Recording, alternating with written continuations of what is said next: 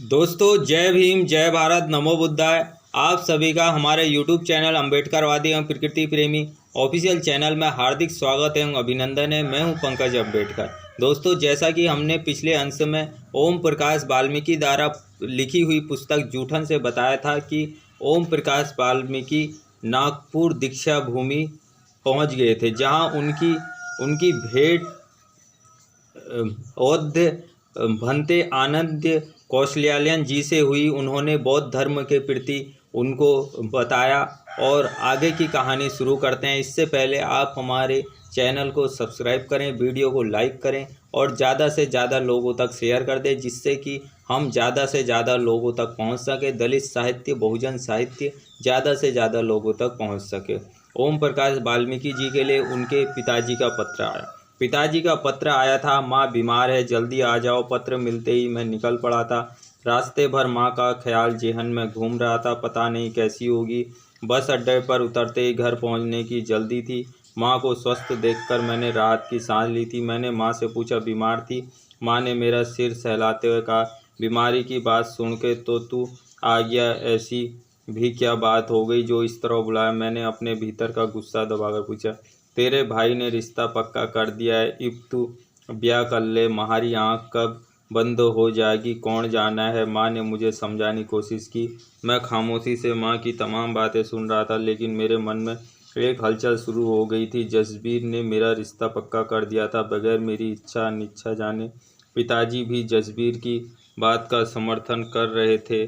उन्होंने मेरे इर्द गिर्द एक घेराबंदी कर दी थी। मेरा कोई भी तर्क या इनकार वे सुनने को तैयार नहीं थे। देहरादून जाने के बाद मुझे पता चला था कि इस रिश्ते के पीछे मेरे मामा का हाथ था। वे मेरे गले किसी ऐसी लड़की को बांध देना चाहते थे कि मैं उनके शिकंजे से बाहर ना निकल सकूं। जसबीर को गांव में ही छोड़कर मैं अचानक देहरादून आ गया था। मैंने सुरजन से पूछा, तुमने लड़की देखी है? उसने साफ इनकार कर दिया था। उसे इस विषय में मत घसीटो। उसने ना हाँ में की थी ना, बस एक तटस्थ भाव अपना लिया था। संवर्णलता भाभी भी टाल गई थी। उन दोनों के रुख ने मुझे परेशान कर दिया था। हेमलाल का सुरजन के घर आना जाना अभी बना हुआ था, बल्कि मेरे बाहर जाने के बाद से वह सुरजन से काफ़ी घनिष्ठता बना चुका था। हेमलाल ने ही मेरे मन में उस रिश्ते के प्रति शंकाएं पैदा की थी। उसे वहाँ रचे जा रहे षड्यंत्र की जानकारी थी। शुरू में तो उसने कुछ नहीं बताया, लेकिन काफ़ी जहद के बाद उसने मामा के षड्यंत्र की जानकारी दी थी। मैं हताश और उद्विग्न हो गया था। गांव लौटकर मैंने जसबीर से सिर्फ इतना ही कहा था, मैं लड़की देखना चाहता हूं। उन दिनों हमारे समाज में लड़की दिखाने का रिवाज नहीं था। बुजुर्ग ही सब तय कर देते थे, इसे लड़का लड़की मान लेते थे। घर का भी कोई व्यक्ति लड़की नहीं देखता था, इसे बुरा माना जाता था। मध्यस्थता करने वाले पर विश्वास किया जाता था। कई बार इस विश्वास ने भयंकर हादसों को जन्म दिया। मेरे फैसले ने धमाके का काम किया था। सभी मुझे फटी फटी आंखों से देख रहे थे। काफ़ी गर्मा गर्मी के पश्चात जसबीर मान गया था। मुझे लेकर वह देहरादून चल दिया। उन दिनों लड़की अपने मामे के घर रह रही थी। जैसे ही हम देहरादून पहुंचे, पता चला लड़की अपनी मां के पास मुजफ्फरनगर चली गई है। जसबीर मुझे लेकर मुजफ्फरनगर पहुंचा। वहां जाकर पता चला लड़की देहरादून है। दरअसल लड़की न दिखाने का यह बहाना था। मैं एक अजीब सी उलझन में फंस गया था, बेहद अकेला। घर परिवार से बाहर तक कोई ऐसा नहीं था जिसके सामने मन की गांठें खोल सकूं। संवर्णलता भाभी भी, वह भी ऐन वक्त पर कन्नी काट गई थी। ऐसी ही मन स्थिति में मैं चंदपुर लौट गया था। काफ़ी दिन उदास रहा। इसी बीच जसबीर की ओर से कई पत्र आ चुके थे। वह बार बार यही लिख रहा था कि मैं उनकी इज्जत को नीलाम कर रहा हूँ। जाति बिरादरी के नियम हैं, उसे कैसे छोड़ दूँ? पढ़ाई लिखाई का यह तो मतलब नहीं है कि मनमानी करो। जसबीर की हर चिट्ठी मुझे गहरी चोट पहुँचा रही थी।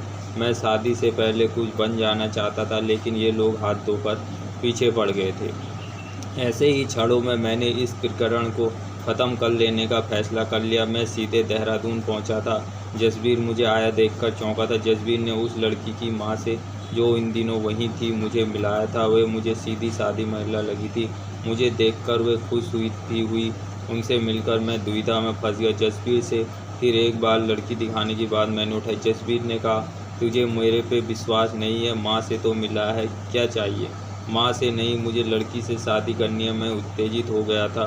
3 दिन तक जसबीर और मेरे बीच चुप्पी छाई रही। चौथे दिन मैं स्वर्णलता भाभी की बहन चंद्रकला उर्फ चंदा से मिला। मैंने तमाम हालात उनके सामने रख दिए, अपने मन की बात भी कह दी।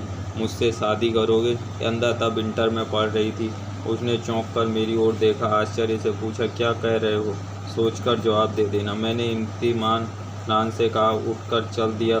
अगले रोज चंदा अपनी दीदी के घर आ गई। उस समय सीमा, राजीव, विनीता एकदम छोटे थे। विनीता तो गोद में ही थी।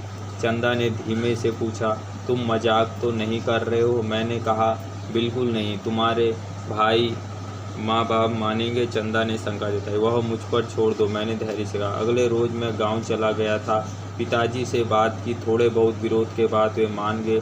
उन्होंने एक शर्त रखी, देवता के लिए सूअर की पूजा शादी से पहले जरूरी है। मैंने साफ इनकार कर दिया था। मैं किसी देवता की पूजा में विश्वास नहीं करता। पिताजी नाराज हो गए थे। मेरा अविश्वास उनकी आस्था पर चोट था, जिसके लिए वे मुझे माफ़ करने को तैयार नहीं थे। अभी तक शायद मेरे पूजा पाठ में शामिल न होने को मेरा बचपना मानकर कुछ विशेष जोर नहीं डालते थे, लेकिन शादी विवाह जैसे मौके पर भी मेरा विरोध देखकर वे क्रोधित हो उठे थे और नाराज़गी अंत तक रही। इस बात के लिए मैं कतई तैयार नहीं था। चंदा से मेरी शादी हो गई। विरोध और इनकार के बीच भी पिताजी ने चंदा को स्वीकार किया था, लेकिन मामा खफा थे। जसबीर भी मामा के साथ था। सुरजन इसलिए नाराज़ था कि मैं उसकी साली से शादी कर रहा हूँ। यह शादी तोड़ने में हेमलाल को एक मोहरे की तरह मामा ने इस्तेमाल किया, जिसमें हेमलाल सफल नहीं हुआ। हाँ, हमारे बीच दोस्ती के सूत्र टूटकर बिखर गए थे। मुझे दुख था, मैंने एक अच्छे मित्र को खो दिया था।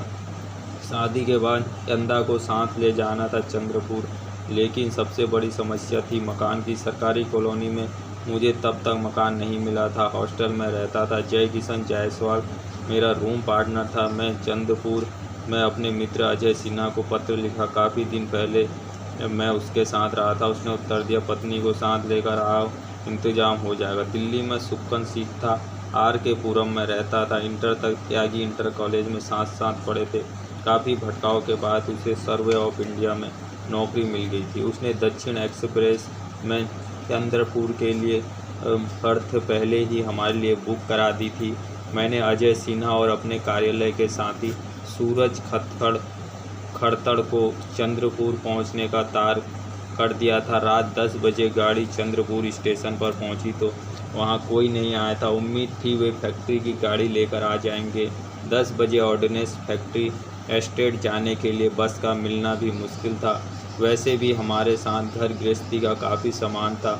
वह रात हमने चंद्रपुर रेलवे स्टेशन के रिटायरिंग रूम में ही गुजारी थी। स्टेशन मास्टर ने स्वयं ताला खोलकर हमें आराम करने के लिए कहा था। स्टेशन पर ज़्यादा भीड़भाड़ भी नहीं थी।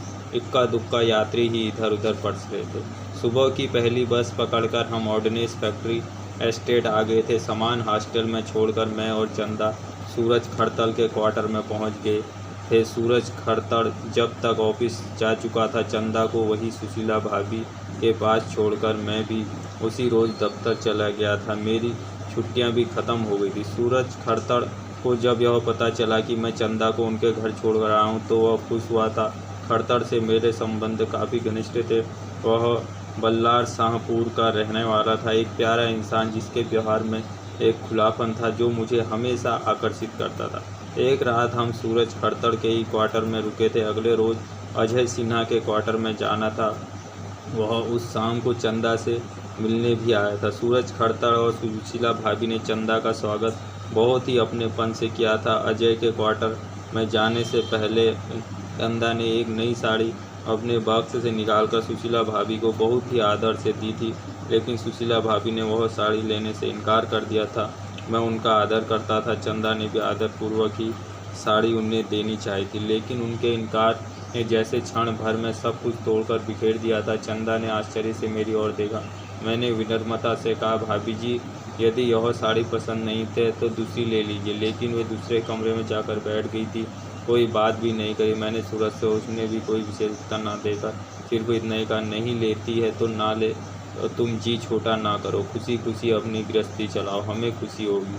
उस क्षण मेरी आंखें तरल हो गई थी। हम लोग अजय के फ्लैट में आ गए थे। सूरज खड़तर स्वयं हमें छोड़ने आया था, लेकिन सुशीला भाभी के व्यवहार से सभी का मन उखड़ा हुआ था। मैंने सुशीला भाभी से सहज व्यवहार कर रखने की कोशिश की, लेकिन वे ना जाने चंदा की किस बात से खपा हुई आज तक पता नहीं चला। सूरज खड़तर अक्सर अपने बेटे अप्रितम के साथ चंदा से मिलने आता था, लेकिन हम लोगों का उनके घर जाना कम हो गया था। अजय सिन्हा ने अपना फ्लैट हमें दे दिया था। स्वयं वह आनंद शर्मा के साथ रहने लगा था। आनंद की पत्नी उन दिनों प्रसूति के लिए अपने मायके गई हुई थी। उसी सप्ताह अजय की शादी की तारीख भी तय हो गई थी। उसे अपने घर बनारस जाना था। उसकी शादी की खबर ने जहां एक खुशी दी थी, वहीं एक दुख भी था। मुझे उसका फ्लैट खाली करना पड़ेगा। लेकिन अजय ने जाते जाते कहा था, वाल्मीकि चिंता मत करना, यदि इसी बीच तुम्हें मकान न मिला तो हम एक साथ रहेंगे। एक कमरे में तुम रहना, एक में हम, रसोई साझी बन जाया करेगी। उसकी यह आत्मीयता देखकर मेरा मन हल्का हो गया था। काफ़ी बहुत दौड़ के बाद मुझे मकान मिल गया था। वह भी 2 कमरों वाला ही फ्लैट था, जो मेरे नाम पर आवंटित हुआ। 3-1C type 11 sector 5 Ajay Sinha के फ्लैट के नज़दीक ही था। हम अगले ही सप्ताह में अपने फ्लैट में चले गए थे। अजय की शादी के बाद सीधा हमारे फ्लैट में आया था। कई दिन वे हमारे ही साथ रहे थे। सचमुच कितने अच्छे दिन थे। अजय और मेरे बीच एक ऐसा रिश्ता बन गया था जिसकी मिठास अभी तक मेरी स्मृतियों में रची बसी है। मिसेस सिन्हा बेहद शालीन और स्नेह से भरी हुई घरेलू महिला थी। जीवन में कई उतार चढ़ाव आए, लेकिन उन दोनों के प्रति मेरे मन में हमेशा एक ऐसा भाव रहा जहाँ कोई मैल नहीं था। दोस्तों, वीडियो को ज़्यादा से ज़्यादा शेयर कर दें। ओम प्रकाश वाल्मीकि जी की शादी उनके परिवार वाले उनकी मर्जी के खिलाफ करवा रहे थे, लेकिन वो नहीं माने।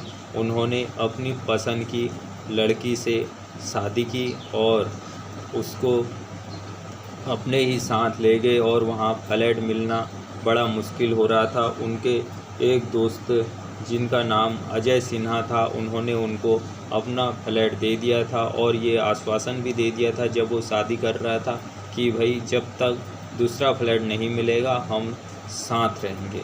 जय भीम, जय भारत, नमो बुद्धाय।